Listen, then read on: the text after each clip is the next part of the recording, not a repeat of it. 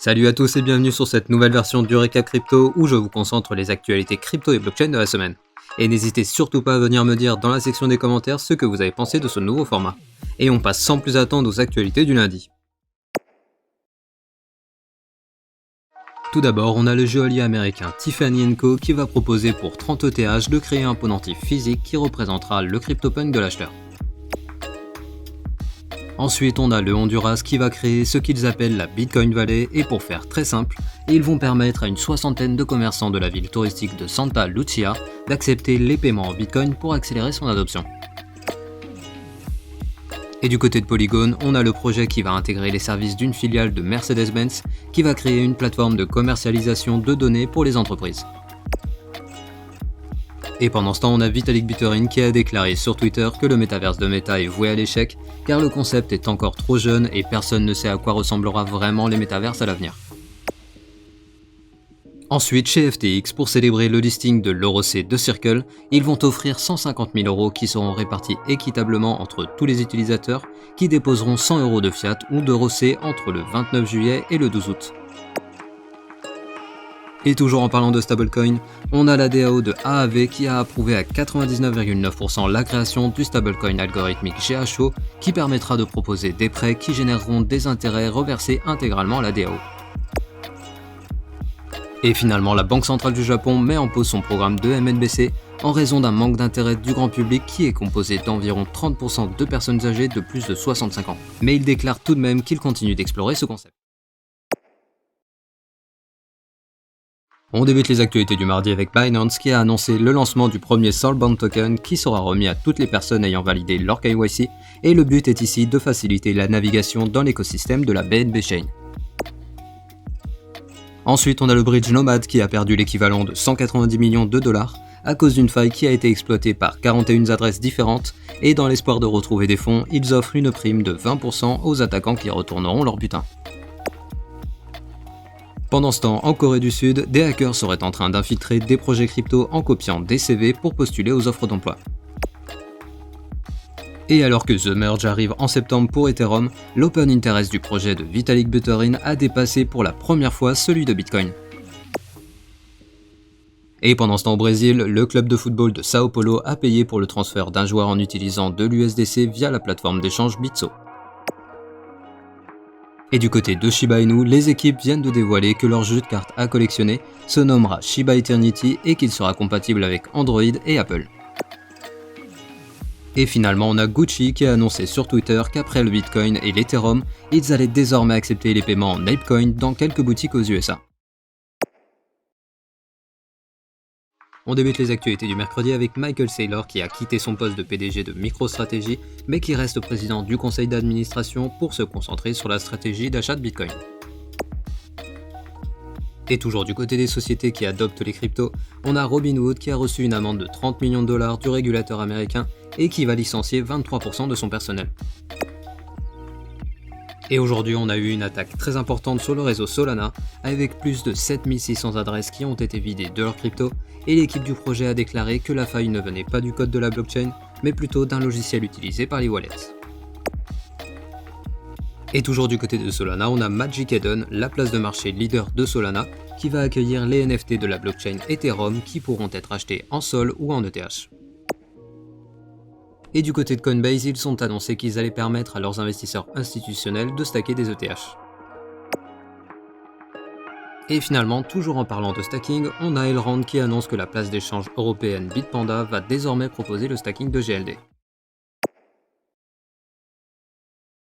On débute les actualités du jeudi avec Bernard Kim, le nouveau PDG de Tinder, qui va mettre en pause les projets de métaverse et d'émission du Tindercoin à cause de l'incertitude sur ces nouvelles technologies. Et toujours en parlant des grosses sociétés, on a Starbucks qui a dévoilé qu'ils étaient en train de travailler sur un modèle de récompense au format NFT pour ses clients. Et pendant ce temps en France, la société de capital risque Aglaé Venture, appartenant au groupe de Bernard Arnault, va investir 100 millions de dollars dans des petites sociétés crypto. Et aujourd'hui, on a The Sandbox qui a échappé de très près à une attaque en suspendant leur compte Instagram qui avait été compromis par des hackers qui auraient pu poster des liens de phishing pour piéger la communauté du métaverse. Et toujours en parlant de hackers, après l'attaque de plus de 8000 wallets qui a coûté plus de 8 millions de dollars, Solana a annoncé que la faille provenait d'un logiciel utilisé par Slop et que les attaquants sont parvenus à siphonner les clés privées ainsi que les seed phrases. Mais alors que Solana a connu une attaque massive de son réseau, on a Sam Bankman-Fried qui défend la blockchain en déclarant qu'il s'agit selon lui du projet le plus sous-évalué du moment et qu'ils ont déjà relevé un grand nombre de défis techniques qui auraient probablement mis en échec beaucoup d'autres blockchains. Et on a aujourd'hui une très bonne nouvelle pour Coinbase qui signe un partenariat avec BlackRock, c'est-à-dire que le numéro 1 mondial de gestion d'actifs va utiliser les services de trading et de cartes crypto de Coinbase pour donner accès à ses clients aux actifs numériques. Et on a également une très bonne nouvelle pour la blockchain Flow, étant donné que les wallets du projet vont désormais être supportés sur Instagram pour permettre à leurs utilisateurs de montrer leurs NFT sur la plateforme. Et finalement, au Portugal, des banques sous influence de la banque centrale du pays ont clôturé les comptes de 4 places d'échange nationales en prétextant une politique de gestion de risque, alors que les places d'échange rapportent plutôt que les banques leur ont tout simplement dit qu'ils ne voulaient pas travailler avec des sociétés crypto. On débute les actualités du vendredi avec Meta qui déclare que Instagram va supporter les wallets Coinbase et Flow et qu'ils vont étendre leur intégration des NFT à l'Amérique, l'Asie-Pacifique, le Moyen-Orient et l'Afrique. Ensuite, du côté de Binance, on a Changpeng Zhao qui rend aujourd'hui visite au président de la Centrafrique suite à leur adoption du Bitcoin et du Sangocoin pour discuter de l'éducation, l'investissement, le cadre réglementaire et l'adoption des cryptos dans le pays. Et toujours dans les informations concernant Binance, la société vient de signer un partenariat avec Mastercard pour lancer la Binance Card en Argentine qui proposera un cashback de 8% et qui permettra de convertir automatiquement les cryptos en fiat pour le paiement. Et pendant ce temps aux USA, d'après des sources proches de la sénatrice Cynthia Lummis, l'ensemble des places d'échange crypto aux USA ferait l'objet d'une enquête de la SEC. En parlant des entreprises crypto, on a Voyager Digital qui annonce qu'ils ont été autorisés à débloquer 270 millions de dollars pour leurs clients, mais cela ne suffira pas à rembourser l'intégralité des fonds, étant donné qu'avant leur chute, ils détenaient 1,3 milliard de dollars d'actifs sous gestion. Et du côté de Coinbase, ils font l'objet de 3 recours collectifs représentant des personnes ayant acheté le titre de Coinbase et qui accusent la société d'avoir fourni des informations erronées sur les actifs détenus par l'entreprise. Et finalement, on a Revolut qui se montre confiant sur la croissance du secteur crypto, car on apprend aujourd'hui qu'elle va ajouter 20% de personnel en plus à sa branche crypto pour continuer dans son ambition d'intégrer la DeFi à leur service. On débute les actualités du samedi avec Netflix qui explore de nouvelles approches pour interagir avec leur public en proposant sur Decentraland un jeu basé sur l'univers du film The Gray Man. Et suite à l'attaque des wallets sur Solana, on a Near Protocol qui révèle qu'en avril dernier, il y a eu un bug qui a mis à risque les clés privées, et bien que le problème ait été résolu, ils invitent leurs utilisateurs à supprimer les méthodes de récupération de comptes par email et SMS, et ils conseillent vivement l'utilisation de clés Ledger.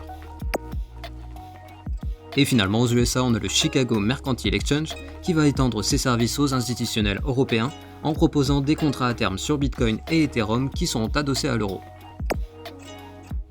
Ainsi se finit ce récap crypto de la semaine. Et si vous avez apprécié ce format, n'hésitez pas à liker la vidéo pour le référencement et vous abonner et activer la cloche pour ne pas rater mes prochaines vidéos. Je vous souhaite à tous de passer une très bonne semaine et je vous dis à demain pour le Daily Crypto du lundi.